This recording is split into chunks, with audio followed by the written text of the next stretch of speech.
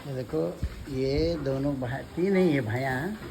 ये बिल्कुल सफ़ेद, आँख सफ़ेद और पूरा सिंग सफ़ेद हैं।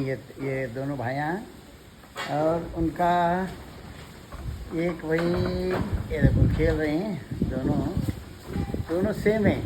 उनके आँख सफ़ेद, कान लंबे, सिंगा मार्बल हैं दोनों के। फिर एक वो दो छोड़ के ये एक उनका भाई है। ये उनका भाई है। इसे काला दाग है ज़रा। आँख वो नॉर्मल है इसके आँख नॉर्मल है देखो। तो ये तीसरा है। ये तीन भाइयाँ हैं।